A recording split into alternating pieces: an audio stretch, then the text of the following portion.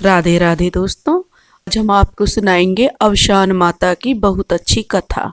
अगर आप हमारे चैनल पर नए हैं तो प्लीज़ हमारे चैनल अपनी संस्कृति को लाइक करें, सब्सक्राइब करें और शेयर करें। एक गांव में एक बुढ़ा और एक बुढ़िया रहते थे। दोनों बहुत धार्मिक प्रवृत्ति के थे, लेकिन उन्हें एक बात का बहुत दुख था कि उनके कोई संतान नहीं थी। उनकी उम्र बढ़ रही थी, लेकिन उन्होंने बहुत प्रयत्न किए, उनके कोई संतान नहीं हुई। बुढ़िया बहुत धार्मिक प्रवृत्ति की थी, बहुत पूजा पाठ करती थी और अवशान माता की कृपा से अब उसका बुढ़ापे में आकर पैर भारी हो गया। तो बुढ़ा जो था वह बुढ़िया की हर ख्वाहिश पूरी करने की कोशिश करता। जो भी बुढ़िया खाने के लिए नई नई चीज़ें मांगती, बुढ़ा वह सब लेकर आता। जो बुढ़िया की इच्छा होती उसे बुढ़ा जरूर पूरा करता। एक दिन बुढ़िया ने कहा कि मेरा मन बेर खाने के लिए कर रहा है। गर्मियों के दिन थे। बूढ़े ने सोचा कि आसपास तो कहीं बेर नहीं है, इस मौसम में मैं बेर कहाँ से ला कर दूँ। लेकिन उसने बुढ़िया की इच्छा पूरी करने के लिए जंगल में चला गया और बेरों की तलाश में इधर उधर भटकता रहा। जब वह काफ़ी देर हो गई तो वह एक तालाब के किनारे पहुंचा, जहां पर एक बेरों की झाड़ी लगी हुई थी। बेरों की झाड़ी पर बेर लगे हुए थे तो बूढ़ा उसमें से बेर तोड़ने लगा। जैसे ही उसने कुछ बेर तोड़े, तभी एक बहुत बड़ा मगरमच्छ उस तालाब के किनारे निकला और उसने इतनी जोर से सांस ली कि बूढ़ा उसकी तरफ खिंचा चला गया। जब बूढ़ा उसके मुंह के अंदर आ गया तो मगरमच्छ बहुत खुश हुआ और कहने लगा कि आज मैं तुझे खाऊंगा।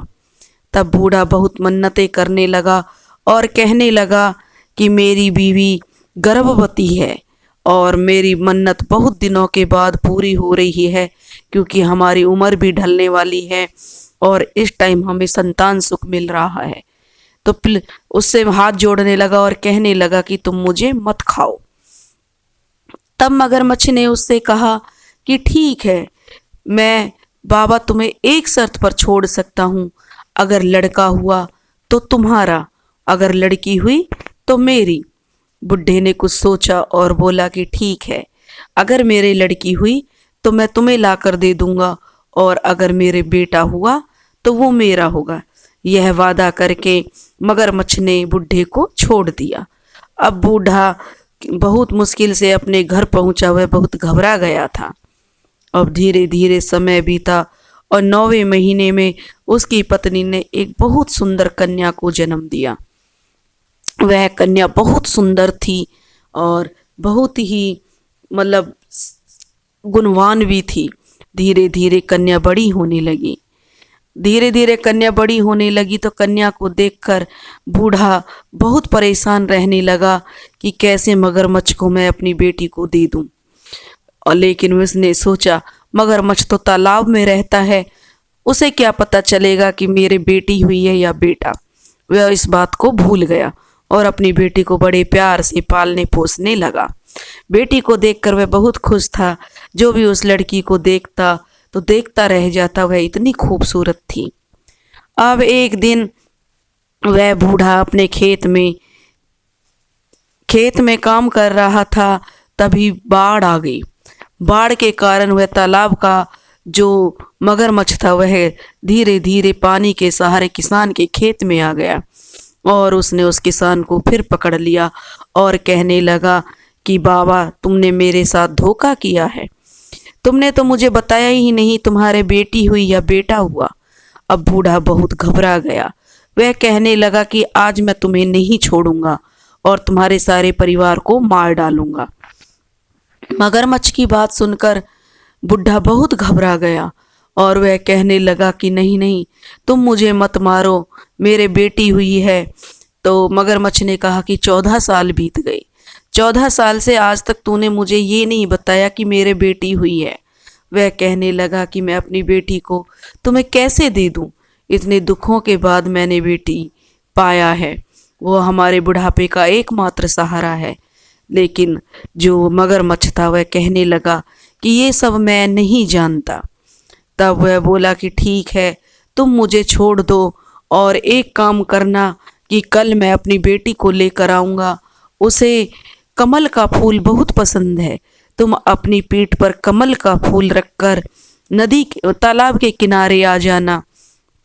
जैसे ही मेरी बेटी कमल का फूल लेने के लिए उतरेगी तुम उसे पकड़ लेना। वह बोला मगरमच्छ के ठीक है और कहने लगा बाबा, अगर अब की बार आपने धोखा किया तो मैं तुम्हारे पूरे परिवार को खा जाऊंगा। बुढ़ा बहुत डरा हुआ घर आया और आकर बहुत परेशान होकर एक कोने में बैठकर रोने लगा। तब बुढ़िया कहने लगी कि क्या बात है।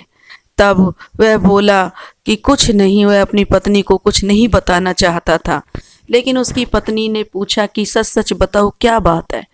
अब वह जो बुढ़ा था उसने सारी बात अपनी पत्नी को सच सच बता दी कि जब तुमने बेर लेने के लिए मुझे जंगल भेजा था, उस समय मैंने मगरमच्छ से अपनी जान छुड़ाने के लिए वादा किया था, लेकिन आज वही मगरमच्छ फिर आ गया और उसने मेरी बेटी को मंगवाया है। यह सोचकर बुढ़िया बोली कि ठीक है, अब जो तुमने उससे वादा किया वो तो करना पड़ेगा। और जो लड़की थी वह बहुत ही संस्कारी थी, गुणवान थी, माता रानी की बहुत बड़ी भगत थी। वह अपनी बेटी से बोली कि बेटी कल तुम अपने मामा के घर जाना। ननिहाल जाने की बात सुनकर लड़की बहुत खुश हुई, क्योंकि बच्चों को तो ननिहाल से बहुत प्यार होता है, हर कोई ननिहाल जाने के लिए उतावला होता है। तो वह अपने मामा के घर जाने के लिए तैयार होने लगी। अब उसका जो बाप था बुढ़ा अपनी बेटी को लेकर जंगल के रास्ते चल पड़ा। जंगल के रास्ते चलते चलते वह उसी तालाब के किनारे पहुंच गया और अपनी बेटी से बोला कि बेटी तुम जो है यहाँ बैठो, मैं अभी कुछ खाने के लिए लेकर आता हूँ, क्योंकि लड़की को भूख प्यास लगने लगी थी। अब उसे उस किनारे बैठाकर वह कहने लगा कि ठीक है, मैं तुम्हारे लिए पानी और खाने का कुछ इंतजाम करके आता हूँ। लेकिन तभी वह लड़की बैठी हुई अपने बाबा का इंतजार कर रही थी। तभी उसने देखा कि बहुत सुंदर कमल का फूल तालाब में खिला है। उसने देखा तो उसे कमल के फूल बहुत पसंद थे। वह बोली अब तक इस फूल पर शायद किसी की नज़र नहीं गई है। वह घुटने घुटने पानी तक गई तो उसने देखा कि कमल का फूल थोड़ा पीछे हट गया है। तो वह जोर से चिल्लाने लगी बाबा बाबा, कमल का फूल पीछे जाता है, घुटने घुटने पानी आता है। और लेकिन वह खूब चिल्लाई, लेकिन वहाँ उसका बाबा उसे सुनने वाला कोई नहीं था। कमल का फूल आगे गया तो वह आगे बढ़ी, फिर वह चिल्लाई कि कमल का फूल पीछे जाता है, तालाब का पानी गर्दन तक आता है। खूब चिल्लाई, लेकिन उसका बाप उसकी मदद के लिए वहाँ नहीं आया। अब वह समझ चुकी थी कि उसका बाबा उसे छोड़कर जा चुका है। तालाब में से जब मगरमच्छ निकला तो बेटी उसे देखकर बहुत घबरा गई। मगरमच्छ ने उसे अपने जबड़े में भरा और तालाब के दूसरी पार एक गुफा थी, उसमें ले जाकर डाल दिया। क्योंकि वह लड़की इतनी सुंदर थी, तो जो मगरमच्छ था उसने उसे खाने का मन त्याग दिया कि अभी मैं इसे नहीं खाऊंगा, यह तो बहुत सुंदर है। और उस तालाब में उस तालाब से पार जो वो था गुफा थी, उसमें उसे डाल दिया। अब जो मगरमच्छ था वह तालाब में रहता, तालाब के किनारे जो भी व्यक्ति आता उसे वह खा जाता, उसके पास जो भी गहना कपड़ा होता उसे वह ले जाकर उस गुफा में डाल देता। अब उस तरफ व्यक्तियों ने आना छोड़ दिया कि उसमें तो एक आदमखोर मगरमच्छ रहता है। अब उधर जो भी जानवर आता उसे भी मगरमच्छ खा जाता।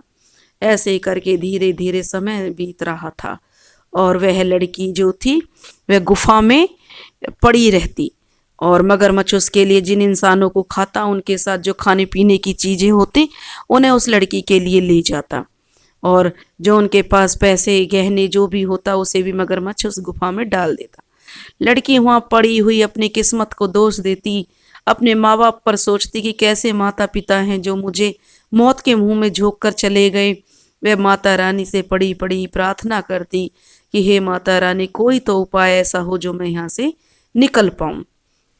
अब धीरे धीरे उधर ना तो कोई इंसान आता तालाब के किनारे और ना ही कोई जानवर आता, क्योंकि धीरे धीरे मगरमच्छ सबे खा चुका था और जो व्यक्ति थे वे सब उस तरफ जाना छोड़ चुके थे कि उस तालाब में एक आदमखोर मगरमच्छ है। कई दिनों से अब कोई उधर नहीं आया था, तो जो मगरमच्छ था वह बहुत भूखा था। वह उस गुफा में गया और लड़की जो मोटी ताजी पड़ी हुई थी तो उसे देखकर वह बहुत ललचाई नजरों से देखने लगा कि आज तो मैं इसे ही खाऊंगा। लड़की बहुत डर गई, क्योंकि समय बीत रहा था और जो मगरमच्छ के दांत थे वे थोड़े खोटे हो गए थे, जिससे कि वह लड़की को नहीं खा सकता था स्वाद लेकर। तो वह कहने लगा कि आज तो मैं तुझे ही खाऊंगा और अपनी भूख मिटाऊंगा, क्योंकि मैं कई दिनों से भूखा हूँ और तुझे मैंने इसी दिन के लिए रखा था। लेकिन अभी मैं जाता हूँ और अपने दांतों पर धार लगवा कर आता हूँ, क्योंकि मेरे दांत खोटे हो गए हैं। जब मगरमच्छ अपने दांतों में धार लगवाने के लिए निकल गया तो लड़की ने हिम्मत जुटाई और जितना भी वहाँ पर धन दौलत था, जो मगरमच्छ ने इकट्ठा किया था, गहने जेवर जो भी था, उसने सबकी पोटली बनाई और उन्हें लेकर वह वहाँ से निकल भागी। उसने थोड़ी सी मिट्टी को भी जो हो कीचड़ थी उसे अपने चेहरे पर लपेट लिया। जब वह वहाँ से माता रानी का नाम लेकर हिम्मत करके वहाँ से भागी तो मगरमच्छ के आने से पहले उसने वह गुफा छोड़ दी और भाग गई। जंगल के रास्ते भागती रही तो उसने शेर की एक दहाड़ सुनी। जब शेर की दहाड़ सुनी तो वह बहुत घबरा गई और सोचने लगी, आसमान से गिरे तो खजूर पर आ टपके। अब मगरमच्छ से तो मैं बच के भाग आई हूँ, लेकिन इस शेर से कैसे बचूंगी।